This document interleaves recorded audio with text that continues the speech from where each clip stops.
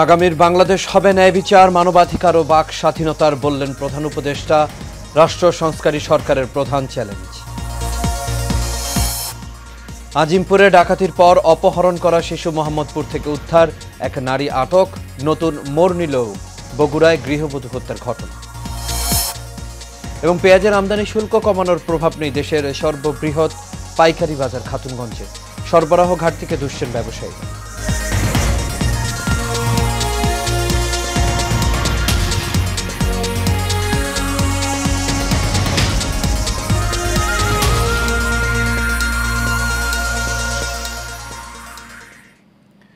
সবাইকে স্বাগত এশিয়ান নিউজে। দর্শক, পুরো সংবাদ জুড়ে আপনাদের সঙ্গে আছি আমি আনোয়ার রাজা। তখন শুনছিলেন বিআরবি কেবল ইন্ডাস্ট্রিজ লিমিটেড সংবাদ শিরোনাম। এবার চলে যাচ্ছে পুরো খবরে। অন্তর্বর্তী সরকারের প্রধান উপদেষ্টা ডক্টর মোহাম্মদ ইউনুস বলেছেন, আগামীর বাংলাদেশ হবে ন্যায় বিচার, মানবাধিকার ও বাক স্বাধীনতার। সকালে সেন্টার ফর গভর্নেন্স স্টাডিজের আয়োজনে আন্তর্জাতিক ভূরাজনৈতিক সম্মেলনে বে অব বেঙ্গল কনভারসেশনে তিনি এই কথা বলেন। এই সময় প্রধান উপদেষ্টা আরও বলেন, সামাজিক ন্যায় বিচার ও রাষ্ট্র সংস্কারই এই সরকারের প্রধান চ্যালেঞ্জ, তাই সবাইকে ধৈর্য ধরতে হবে। কনভারসেশনে ৮০টিরও বেশি দেশ থেকে ২০০ জনের বেশি আলোচক, ৩০০ জন প্রতিনিধি এবং ৮০০ জন অংশগ্রহণকারী একত্রিত হন। ৩ দিনব্যাপী এই সম্মেলন চলবে ১৮ নভেম্বর পর্যন্ত।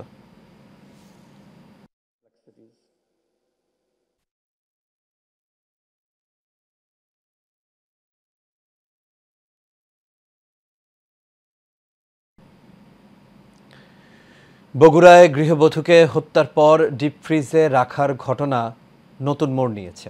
নিহতের ছেলে নয়, বরং হত্যাকাণ্ডে জড়িত ভাড়াটিয়ারা, এমন তথ্য উঠে এসেছে পুলিশের তদন্তে। এই ঘটনায় ভাড়াটিয়া ওই নারীসহ ৩ জনকে গ্রেপ্তার করা হয়েছে। হত্যাকাণ্ডের স্বীকারোক্তিমূলক জবানবন্দি দিয়েছেন ৩ জন। শামসুল আলম লিটনের তথ্য ছবিতে বিস্তারিত জানাচ্ছেন শফিকুল ইসলাম। মাকে হত্যার পর ডিপ ফ্রিজে রেখেছে সন্তান, এমন সংবাদ দেশজুড়ে সৃষ্টি করেছিল আলোড়ন। তবে পুলিশের তদন্তের পর পাল্টে গেছে ঘটনা, নিয়েছে নতুন মোড়। পুলিশ এখন বলছে নিহতের ছেলে নয়, বাড়ির ভাড়াটিয়ারাই ঘটিয়েছে হত্যাকাণ্ডটি। এই ঘটনায় গ্রেপ্তার করা হয়েছে ৩ জনকে।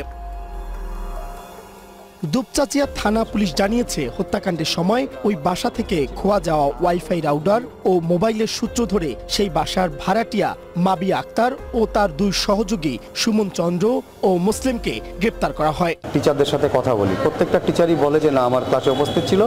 আর ওর যে ভিডিও ফুটেজ, সকাল 8টা থেকে দুপুর 2টা পর্যন্ত, 8:30টায় ক্লাস শুরু হয়, 1:10-এ শেষ হয়। এই পুরো 8 ঘন্টা, 2টা ক্যামেরা 16 ঘন্টা ভিডিও ফুটেজ পর্যালোচনা করে দেখি যে সে যথাসময়ে সেই তার ক্যাম্পাসে প্রবেশ করছে এবং যথাসময়ে সে বের হয়ে যাচ্ছে। জিজ্ঞাসাবাদে মাবিয়া স্বীকার করেন, 4 মাস আগে উম্মে সালমার বাসা ভাড়া নিয়ে মাদক ও অনৈতিক কাজ চালিয়ে যাচ্ছিলেন তিনি। বিষয়টি টের পেয়ে বাসা ছাড়ার নির্দেশ দেন। ভাড়ার পাওনা টাকা সহ বিভিন্ন ইস্যুতে ক্ষুব্ধ হন মাবিয়া। এর জেরে 2 সহযোগী সুমন চন্দ্র সরকার ও মুসলিমকে নিয়ে হত্যার পর মরদেহ ফ্রিজে রেখে বেরিয়ে যান তারা। এর আগে গত রোববার বগুড়ার নিজ বাড়িতে খুন হন উম্মে সালমা নামে এক গৃহবধূ। এ ঘটনায় নিহতের ছোট ছেলে সাদ বিন আজিজুরকে গ্রেপ্তার করা হয়। সে সময় র‍্যাব জানিয়েছিল, হাত খরচের টাকার জন্য মাকে হত্যা করেছিল তার ছেলে। পরে মরদেহ ডিপ ফ্রিজে রেখে দেন। Mohammad Shafiqul Islam, Asian television. শেখ মুজিবুর রহমানের ছবি বা প্রতিকৃতি সংরক্ষণ ও প্রজাতন্ত্রের দায়মুক্তি বিধান বাতিল সহ সংবিধানের 32 ইস্যুতে সংস্কারের প্রস্তাবনা দিয়েছে জাতীয়তাবাদী গণতান্ত্রিক আন্দোলন এনডিএম। দুপুরে বনানীর কার্যালয়ে সংবাদ সম্মেলনে লিখিত বক্তব্য পাঠ করেন এনডিএম চেয়ারম্যান ববি হাজ্জাজ। এ সময় তিনি ক্ষমতার বিকেন্দ্রীকরণ, রাষ্ট্রপতি ও প্রধানমন্ত্রীর ক্ষমতার ভারসাম্য সহ সংবিধান সংস্কারের প্রস্তাবনা তুলে ধরেন এবং বলেন, ৭২-এর সংবিধান মুজিববাদকে কায়েম করতে করা হয়েছিল, যার পূর্ণতা দিয়েছিল শেখ হাসিনার ফ্যাসিস্ট সরকার। তাই ভবিষ্যতে যাতে দেশে আর কর্তৃত্ববাদী শাসক গোষ্ঠী তৈরি না হয়, এমন সংবিধান চায় এনডিএম।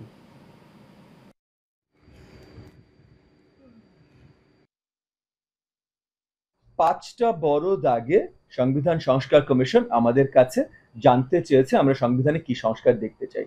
সেই 5টা বড় দাগে ওভারঅল আমরা 32টা রিফর্ম উপস্থাপন করেছে।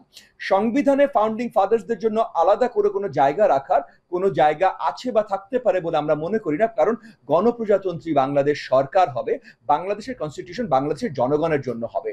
কোনো একজন, দুজন, তিনজন, চারজন ব্যক্তি বিশেষ যদি সেই সংবিধানে ইস্টাবলিশড হয়, তাহলে আবার আমরা ওই জায়গায় যাবো যে ওই একজন, দুইজন, তিনজন, চারজনের পরিবার তখন টান দিবে ওই যে আপনার কনস্টিটিউশন সাংবিধানিক ডকুমেন্ট, ওইখানে আমার বাপের নাম আছে, এটা আমার বাপের সম্পত্তি।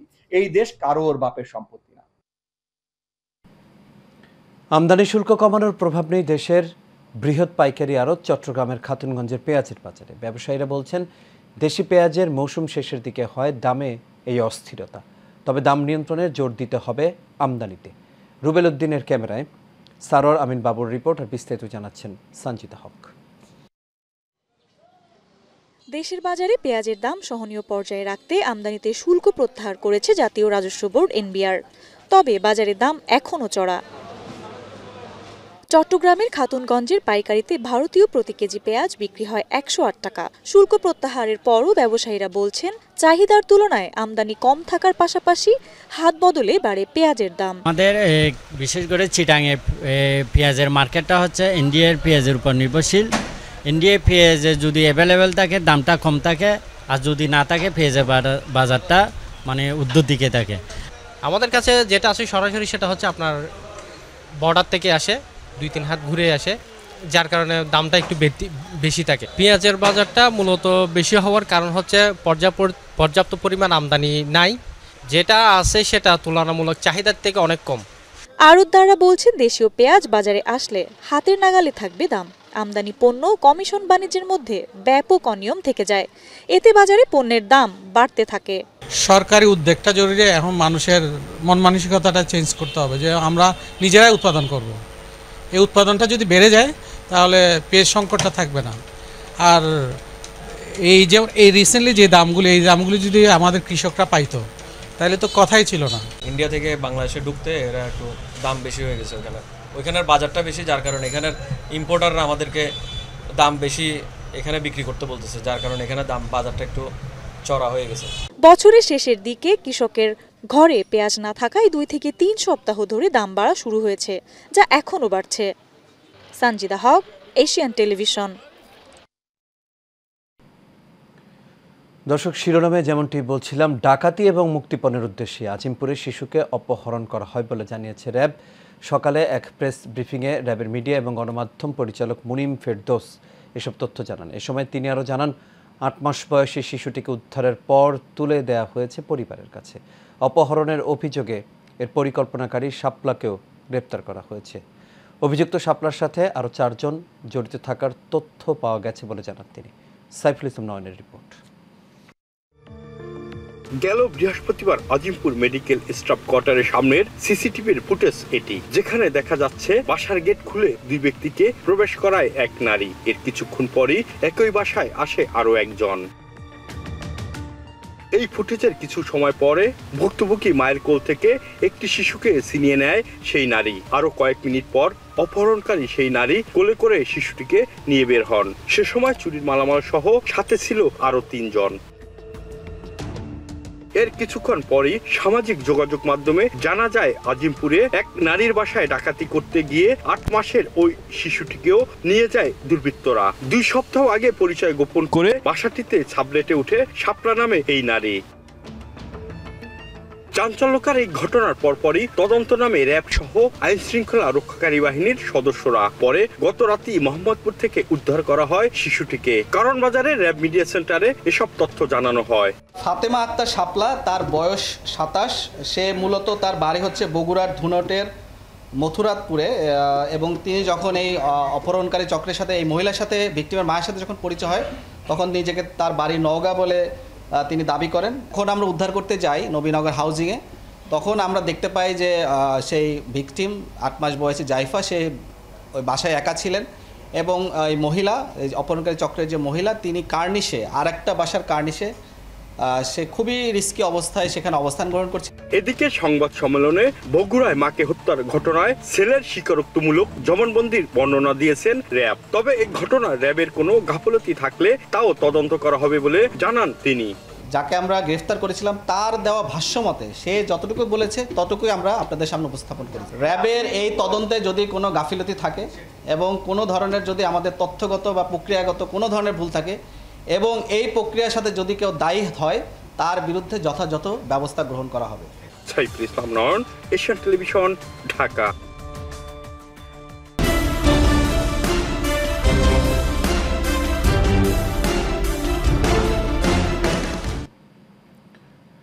কুড়িগ্রামের ভুরুঙ্গামারীর দুধকুমার নদের ওপর সোনাহাট সেতু নির্মাণ প্রকল্পের কাজ চলছে কচ্ছপ গতিতে। মেয়াদ 4 দফা বাড়িয়ে প্রায় 70 কোটি টাকা খরচায় 52% বেশি শেষ করতে পারেনি 2 ঠিকাদারি প্রতিষ্ঠান। ফলে ঝুঁকি নিয়েই পুরাতন জরাজীর্ণ রেল সেতু দিয়ে চলাচল করছে ভারী যানবাহন সহ হাজারো মানুষ। কুড়িগ্রাম থেকে হাফিজুর রহমান হৃদয়ের তথ্য ছবিতে বিস্তারিত জানাচ্ছেন সঞ্জিতা হক।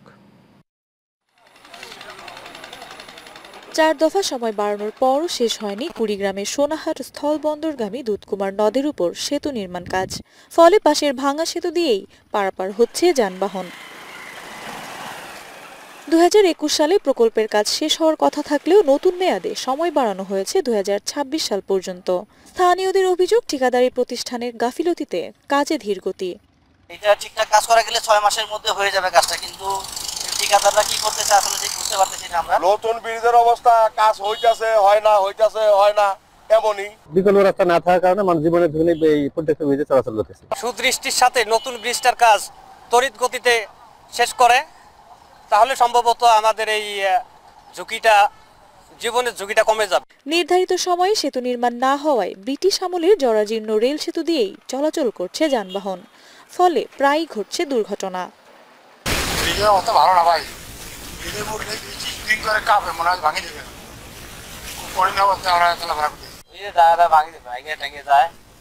তারপরে এমন সিরিয়াল বাজে পরে মেরামত করে তারপরে সে গাড়ি ছাড়ে। এই যে দেন যানজট করে 1 ঘন্টা, আধা ঘন্টা, 2 ঘন্টা করে আটকে থাকার নাকি কত সময়, অনেক কষ্ট, অনেক লোক সিভিক করে মারাও যায়। এই ব্রিজে ঝুঁকি বেশি, আর নতুন ব্রিজ হলে পারাপার সুবিধা হবে। যদিও ঠিকাদারি প্রতিষ্ঠানের দাবি, করোনা, নকশা জটিলতা সহ নানা কারণে বাড়ানো হয়েছে সময়। আমাদের কাজের টাইম ছিল 1.5 বছর, 2.5 বছর আমরা কিন্তু এখানে বসে থেকেই পার করছি। এর কিন্তু আমরা যেমন আমরা পাইনি। আমরা ক্লেম করছি 56 কোটি, বর্তমান রেটের সাথে আমাদের আগে যে রেট ছিল 2.5 বছর আমরা বসে থাকি, এর জন্য আমরা একটা ক্লেম করছিলাম 56 কোটি টাকা। এই ব্যাপারে আমাদের কোনো সুরা হওয়া যায়নি। চলাচলে দুর্ভোগের কথা স্বীকার করে সড়ক বিভাগ বলছে দ্রুতই শেষ করা হবে সেতুর কাজ। 20 টনের অধিক যানবাহন চলাচল করতে পারে না এবং এই ব্রিজটা ঝুঁকিপূর্ণ অবস্থায় আছে। অতি তাড়াতাড়ি নতুন ব্রিজটা ওপেন করলে পরে এই ঝুঁকি থেকে আমরা মুক্ত হতে পারবো। সেতু নির্মাণে 136 কোটি টাকা ব্যয় ধরা হলেও পরবর্তীতে বাড়ানো হয় আরও 5 কোটি টাকা। সঞ্জিদা হক, এশিয়ান টেলিভিশন। পূর্বাঞ্চলে শেখ হাসিনা সহ তার দোসরদের নামে বরাদ্দকৃত প্লট বাতিল সহ বিভিন্ন দাবিতে সংবাদ সম্মেলন অনুষ্ঠিত হয়েছে। দুপুরে পূর্বাঞ্চল নতুন শহরের 11 নম্বর সেক্টর এলাকায় স্থানীয় প্লট বঞ্চিত আদিবাসীদের নিয়ে অধিকার আদায় আন্দোলনের সমন্বয়ক ও যুবদলের কেন্দ্রীয় নির্বাহী কমিটির সদস্য দুলাল হোসেন এই সংবাদ সম্মেলন করেন। এ সময় তিনি বলেন, প্লট বঞ্চিত ও ক্ষতিগ্রস্ত আদিবাসীদের প্লট বরাদ্দ, মসজিদের জমি বাড়ানো, বিদ্যালয়ে মাঠ সংযোজন, নিরাপদ নগর গড়ে তুলতে দ্রুত শহর বাস্তবায়ন, আদিবাসীদের বাসস্থান বাস্তবায়ন ও হয়রানিমুক্ত রাজুকের সেবা প্রদান করতে হবে। সংবাদ সম্মেলনে স্থানীয় আদিবাসীরা উপস্থিত ছিলেন। কুমিল্লার 14 গ্রামে জুমার নামাজের সময় মসজিদের বাইরে থেকে রাকিব নামে এক ব্যক্তির সিএনজি চুরি করা হয়। এতে কান্নায় ভেঙে পড়েন রাকিব। চিউরা ইউনিয়নের নেতোয়া গ্রামের জসিমউদ্দিনের ছেলে মোহাম্মদ রাকিব জানান, এনজিও থেকে ঋণ করে সিএনজিটি কিনেছিলেন। ওই সিএনজি চালিয়ে পরিবারের ভরণ পোষণ করেন তিনি। এই ঘটনায় রাকিব 14 গ্রাম থানায় একটি সাধারণ ডায়েরি করেন। দ্রুত তার সিএনজিটি উদ্ধারের অনুরোধ জানিয়েছেন তিনি।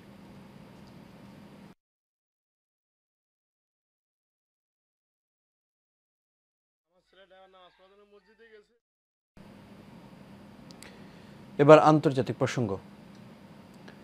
ভারতের উত্তরপ্রদেশের একটি মেডিকেল কলেজ হাসপাতালে শিশু ওয়ার্ডে আগুন লেগে কমপক্ষে 10 শিশুর মৃত্যু হয়েছে। রাতে রাজ্যের ঝাঁসি জেলায় মহারানী লক্ষ্মীবাঈ মেডিকেল কলেজে এই দুর্ঘটনা ঘটে। নিহতের সংখ্যা আরও বাড়তে পারে বলে শঙ্কা কর্তৃপক্ষের। এছাড়াও আহত হয়েছে আরও 16 জন। ধারণা করা হচ্ছে বৈদ্যুতিক শর্ট সার্কিট থেকে মহারানী লক্ষ্মীবাঈ মেডিকেল কলেজের নবজাতকদের নিবিড় পরিচর্যা কেন্দ্রে এই অগ্নিকাণ্ডের ঘটনা ঘটে। এ সময় সেখানে 54টি শিশু চিকিৎসাধীন ছিল। পরে ফায়ার সার্ভিসের সহায়তায় আটকে পড়া শিশু ডাক্তারদের উদ্ধার করা হয়। এর মধ্যে 37 শিশুকে নিরাপদে উদ্ধার করা হয়েছে। কয়েকজন আহত হয়ে হাসপাতালে চিকিৎসা নিচ্ছেন বলেও জানা গেছে।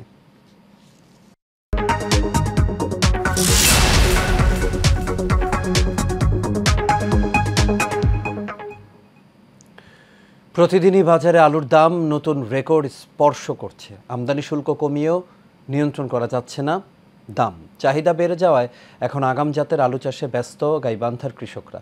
আবহাওয়া অনুকূলে থাকলে ভালো লাভের আশা করছেন তারা। গাইবান্ধা থেকে খালেদ হোসেনের পাঠানো তথ্য ও ছবিতে বিস্তারিত জানাচ্ছেন এইচ এ মিতু। গাইবান্ধা সাদুল্লাপুর উপজেলার ধাপেরহাট ইউনিয়নের কৃষক আঞ্জু শেখ গেল বছরের ন্যায় এবছরও তার 4 একর জমিতে রোপণ করেছেন আগাম জাতের আলু। আগাম আলুর চাহিদা বেশি, দামও ভালো পাওয়া যায়, তাই তারা এই আগাম আলু রোপণ করেছেন। শুধু আঞ্জু শেখ নয়, জেলার 7 উপজেলার যেসব কৃষকরা আগাম জাতের আলু চাষ করেন সবাই এখন ব্যস্ত সময় পার করছেন জমির প্রস্তুতি ও আলু রোপণ করতে। কৃষকরা জানান, আগাম জাতের আলু চাষে খরচ তুলনামূলক বেশি এবং আগাম জাতের আলুতে পোকামাকড়ের আক্রমণও বেশি। যারা আগুর আলু করে তারা 15 দিন আগে থেকে মনে করেন যে খুব ব্যস্ত আছে, গাড়াগাড়ি শুরু করে দিছে।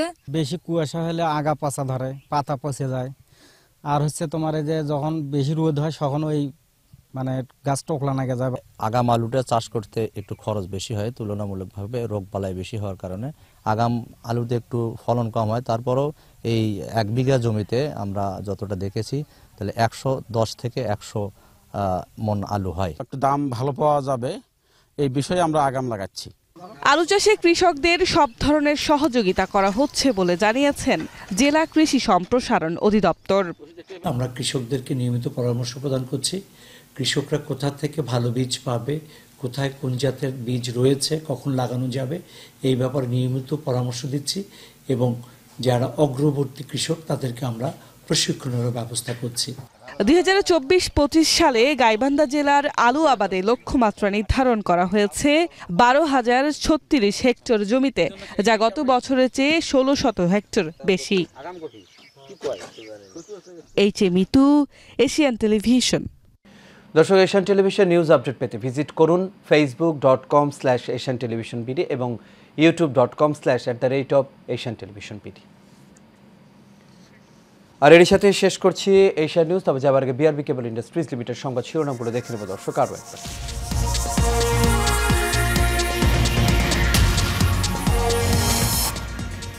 আগামীর বাংলাদেশ হবে ন্যায় বিচার, মানবাধিকার ও বাক স্বাধীনতার, বললেন প্রধান উপদেষ্টা। রাষ্ট্র সংস্কারই সরকারের প্রধান চ্যালেঞ্জ। আজিমপুরে ডাকাতির পর অপহরণ করা শিশু মোহাম্মদপুর থেকে উদ্ধার, 1 নারী আটক। নতুন মোড় নিল বগুড়ায় গৃহবধূ হত্যার ঘটনা। এবং পেঁয়াজের আমদানি শুল্ক কমানোর প্রভাব নেই, দেশের সর্ববৃহৎ পাইকারি বাজার খাতুনগঞ্জে সরবরাহ ঘাটতিকে দুষছেন ব্যবসায়ী।